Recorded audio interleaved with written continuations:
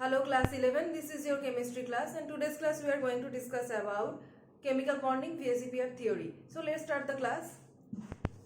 So VSEPR theory tells about the valence shell electron pair repulsion theory. So actually VSEPR theory is utilized for predicting the structure of different compounds. Next, there are some postulates for VSEPR theory that helps in the explanation of structures of different compounds. That is how their bond angles will be, or how will be the structures, like if they are V-shaped or they are linear structure. Everything can be explained from VSEPR theory. So first we will discuss about the postulates of VSEPR theory.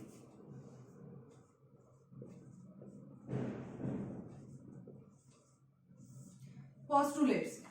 So the VSEPR theory postulates are presented in terms of rules, and 5 rules are there.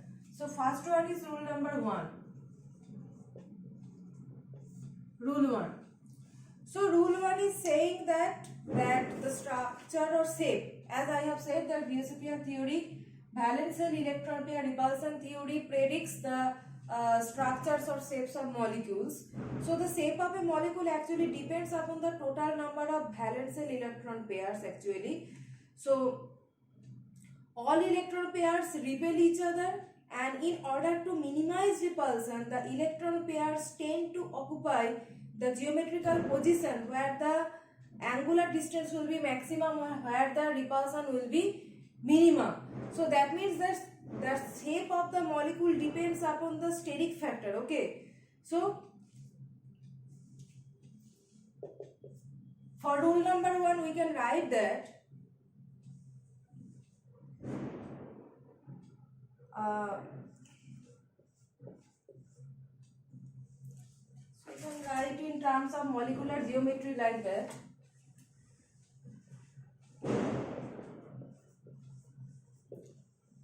Electron pairs will occupy such a molecular geometry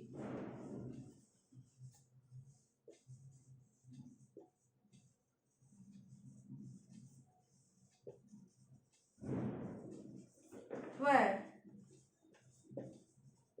the interelectronic repulsion will be minimum. Repulsion must be minimum. As you know that this is valence shell electron pair repulsion theory. So where the repulsion is minimum, electron pair will occupy that position. Okay, so electron pairs will occupy such a molecular geometry where the repulsion will be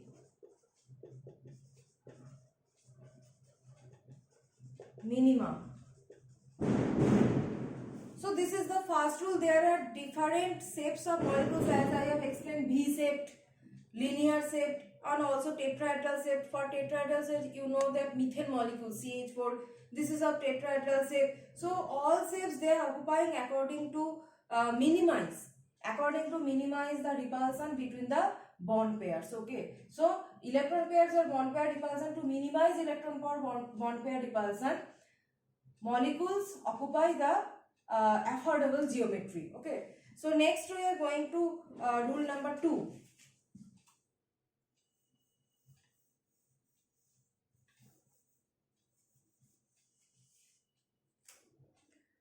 Rule number 2 explains about the different type of repulsions that exist within a molecule. You know that within a molecule, along with bond pair, there are also non-bonding pairs that are termed as lone pairs. Okay, so we have to also consider that lone pair in repulsion.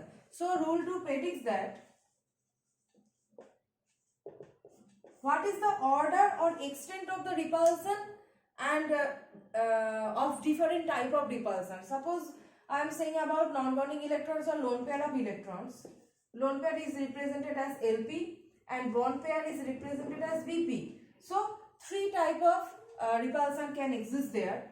One is lone pair repulsion, one is lone pair bond pair repulsion, and the third one is bond pair repulsion. So the extent of these 3 type of repulsions are different, and in rule 2 it is presented in decreasing order of their repulsion, that is lone pair repulsion in extent.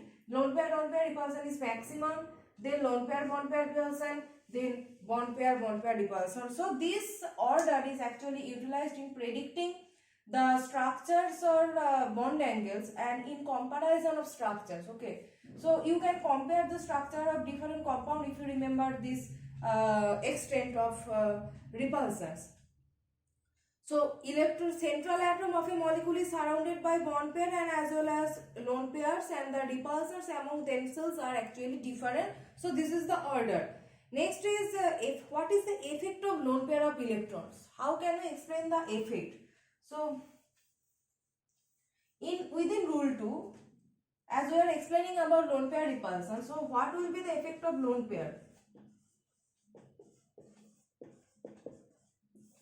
Effect of lone pair. So as I have explained that we can compare the structures or bond angles of different molecules by remembering this order of repulsion, or we can also explain the effect of lone pair. So suppose we are comparing ammonia molecule and water molecule. The geometry of these two molecules are actually same. That's why we will compare these two. Both are tetrahedral. Okay. So how tetrahedral shape is coming we will discuss later. First thing is that ammonia and water both are tetrahedral, but what is different here in water and ammonia molecule, that water molecule contains 2 lone pair of electrons, where ammonia molecule contains 1 lone pair of electrons. So that is the basic difference between these two. And though these two are tetrahedral, and you know that in sp3 hybridization tetrahedral geometry, the common angle value is 109 degree 28 minute. Okay, the expected value of bond angle is 190 degree 9 degree 28 minute. This one is expected, but both in ammonia and water this value is something lower than 109, lower than this. Okay, lower than this. And it was also found that the bond angle is much lower in water than in ammonia. Both in ammonia and water the bond angle is lower than the expected value, but this lower value is much lower in water than that in ammonia. So what is the reason here? The first, what is the observed value? Observed value for ammonia is this angle is 107 degree and this one is 104 degree. So you can see both are lower than 190 degree, 9 degree, but this is much lower than 107 degree. So what is the reason here? If you remember the extent of lone pair repulsion, so where lone pair repulsion is maximum, then lone pair and then bond pair. So obviously the repulsion between these two bonds, this bond and this bond, this is bond pair repulsion, and repulsion between this and this one is lone pair repulsion, and you already know that lone pair repulsion is greater than bond pair repulsion. So this force, this repulsion or force extent is much higher than this force, repulsive force. If you consider this repulsive force and these two repulsive force, this above one, this lone pair repulsive force is much higher in amount. So that's why the bond angle will squeeze. If the bond exists like this due to lone pair repulsion, instead of 190 degree angle it will squeeze and the bond angle will decrease to 107 degree. But why it is much lower to 104 degree in water molecule?